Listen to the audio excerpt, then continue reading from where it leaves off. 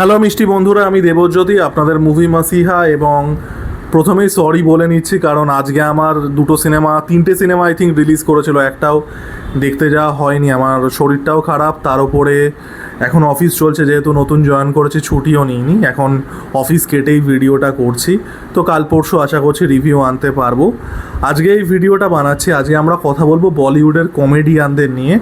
কারণ কালকে খুব খারাপ একটা খবর পেলাম যে লেজেন্ডারি কমেডিয়ান আসরানি, যিনি অসংখ্য সিনেমাতে কমেডি চরিত্র করেছেন, পার্শ্ব চরিত্র করেছেন, খুবই আইকনিক, আমরা প্রত্যেকেই দেখেছি, তিনি মারা গেছেন। বয়স হয়েছিল তার অনেকটাই, 84-85 বছর।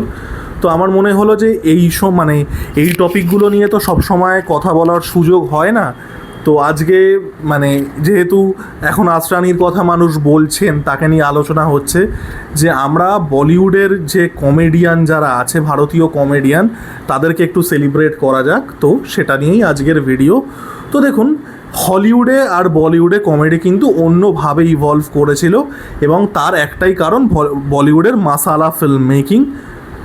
এটা আমি বহুবার বলেছি যে যেহেতু ইন্ডিয়ান সিনেমা পার্সি থিয়েটার থেকে এসছিল, তো সব রকমের ইমোশান একটা ইনভোক করার একটা বিষয়বস্তু ছিল, সেটা মহাভারত রামায়ণ থেকেই এসছিল।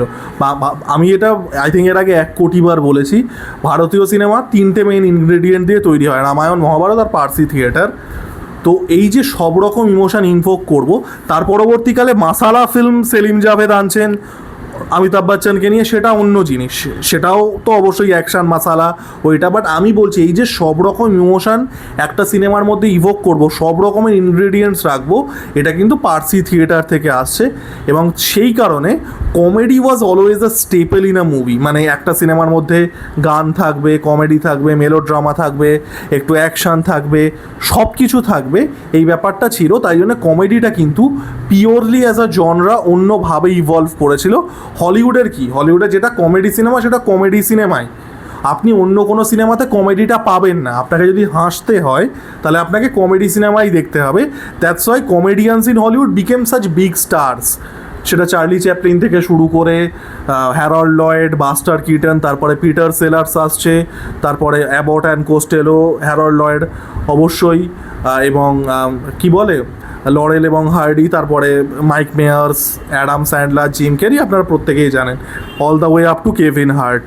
লাস্ট আমি বলবো বড় সেই অর্থে কমেডিয়ান। বলিউডে সেইভাবে ইভলভ করেনি বলিউড। কারণ প্রত্যেকটা সিনেমাতেই আমাদের কমেডি থাকতো। তো কমেডি আমাদের অ্যাজ আ জনরা, আমরা অ্যাজ আ কমেডিয়ান সেই অর্থে স্টার পাইনি। কমেডি ওয়াজ অলওয়েজ দেয়ার, এবং আমাদের কমেডিয়ানরা সাইড কিক হিসাবে আর কি সিনেমাতে থাকতেন। They were never the focus, except বাংলার ভানু বন্দ্যোপাধ্যায়। এখানে আমরা বলিউডের কমেডিয়ানদের নিয়ে কথা বলছি, but Bhanu Bandyopadhyay was the only comedian who became a star, যে তার নামে সিনেমা চলতো, তারই সিনেমা, কমেডি সিনেমা, যেখানে হি ওয়াজ দ্য স্টার। ঠিক আছে, এবার কমেডির শুরুটা কোথা থেকে হচ্ছে? কমেডির শুরু কিন্তু একদম 1910s থেকে, 1910s 1920s থেকেই কমেডিয়ান কমেডিয়ান তারা সিনেমাতে আসছেন। এবং এই যে কমেডি, যেহেতু সব রকমের ইনগ্রেডিয়েন্টস রাখার ব্যাপার ছিল, তারা সিনেমাতে ঢুকছেন। এবং প্রথম যিনি ফেমাস হয়েছিলেন, he was our own Charlie Chaplin. তার পুরো নাম ছিল তাকে বলাই হতো চার্লি, ইন্ডিয়ান চার্লি বা বম্বে চার্লি বলা হতো। তার ভালো নাম ছিল নূর মোহাম্মদ। তাকে বলা হতো নূর মোহাম্মদ চার্লি বা বম্বে চার্লি। তো he was the first big comedian in India, যিনি একটা বিশাল লেভেলের পপুলারিটি পাচ্ছেন। এটা আমি বলছি কিন্তু 1930s, প্রি ইন্ডিপেন্ডেন্স বলছি, লেট 20s 30s, এই সময়টায় বলছি। এবার নূর মোহাম্মদ চার্লি সম্পর্কে এত বেশি কথা শোনা যায় না, কারণ তার নাম শুনেই বুঝতে পারছেন তিনি মুসলিম ছিলেন, এবং তিনি পাকিস্তানে চলে যান 1947-এর পরে। তো তাই জন্য তাকে নিয়ে আলোচনা হয় না, বিকজ অফ দিস থিংস। সেই সময় আরও একটা কমেডি ডুও খুব পপুলার হয়েছিল, সেটা হচ্ছে ঘড়ি এবং দীক্ষিত। একজন নাম ঘড়ি, তার পদবী ঘড়ি, এবং আরেকজনের নাম Dixit. They became extremely popular. ওই 1930s কথাই বলছি আমি।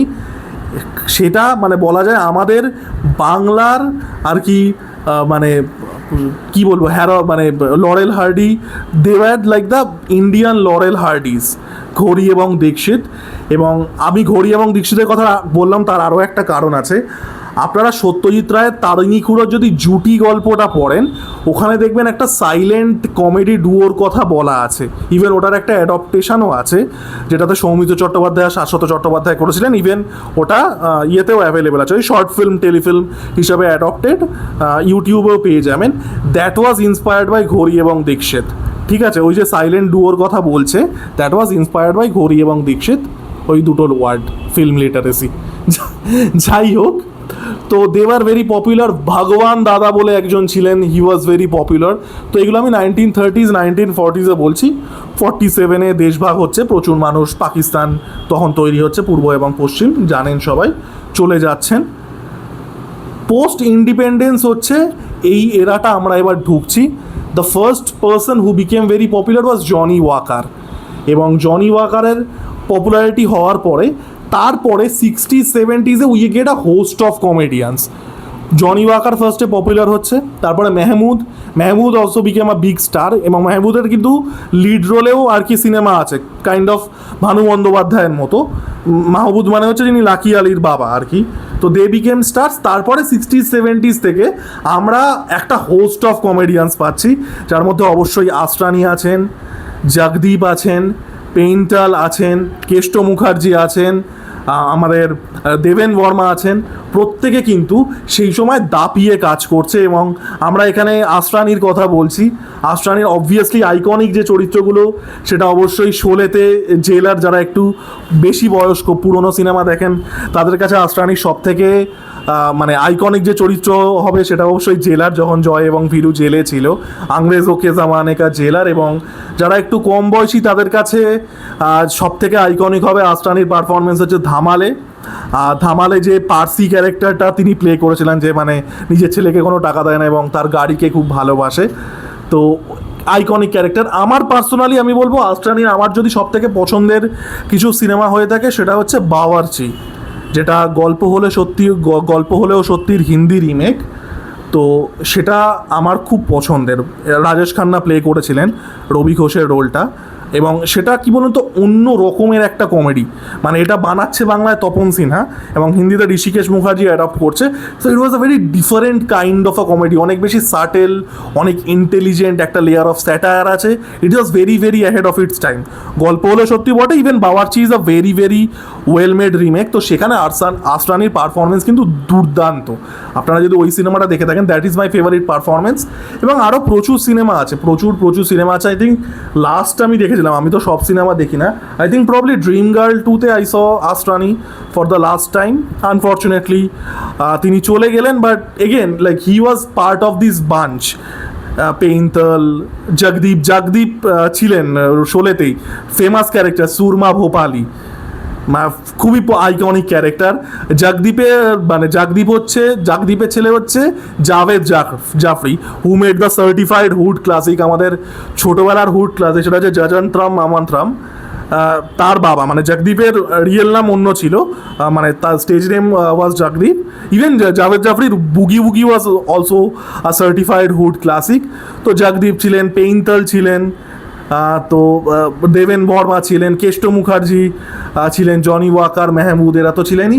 So this was like the golden age of comedy. এবং 80s আরেকজনের কথা বলতেই হবে। I think he was a phenomenal comedian, কিন্তু তার অন্য কেরিয়ারটা এত সাকসেসফুল বলে আমরা তাকে ক্রেডিট দিই না। That is Kishore Kumar was a phenomenal comedian. খুব ভালো বলছি না, হি ওয়াজ আ ফেনোমিনাল কমেডিয়ান।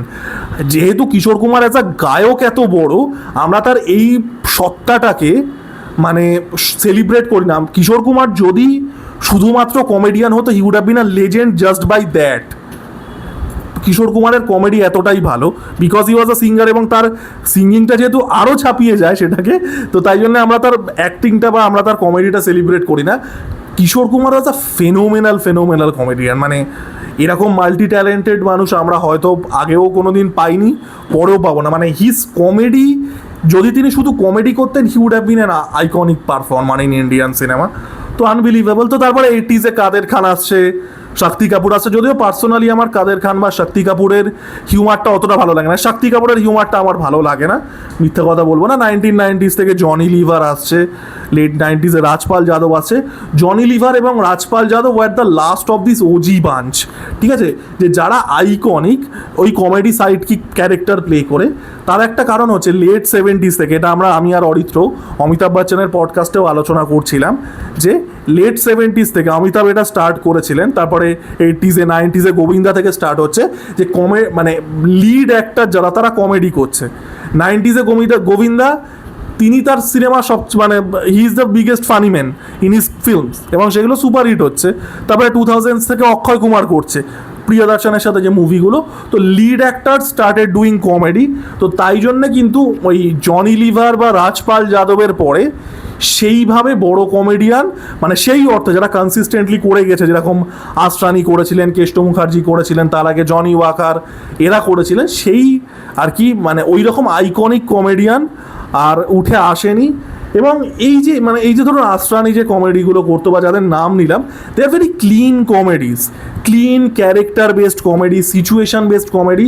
সেগুলো কিন্তু শখ বা সেগুলো কিন্তু ভালগ্যারিটির ওপরে ডিপেন্ডেন্ট নয়।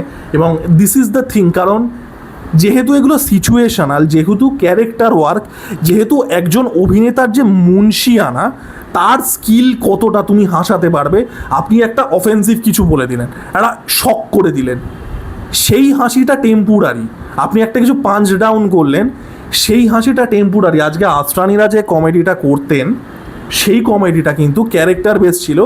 সেখানে অভিনেতা যে কমেডিয়ান, তার দক্ষতাটা খুব দরকার, এবং সেই জন্যেই কিন্তু এত বছর বাদে এই জিনিসগুলো আমাদের ভালো লাগে। আজকে আসরানিকে নিয়ে আমরা কথা এই কারণে বলছি, দেবেন বর্মা, কেষ্ট মুখার্জি, জনি ওয়াকার, এদেরকে নিয়ে আমরা কথা এই কারণে বলছি, বিকজ দেয়ার হিউমার সেই টাইপের ছিল যেটা এজ করে ভালো। দিস হিউমারসে, আমি এটা হাউসফুল 5-এর সময় বলছিলাম, এই shock gross out humour, they don't age well. আপনি একবার দেখবেন হয়তো একটু হাসি পেলেও, সেকেন্ডবার আপনার ক্রিঞ্জি মনে হবে, মানে এজ করে না। এই কমেডিগুলো এজ করেছে ভালো, এখনও দেখলে ভালো লাগে, হাসি পায়।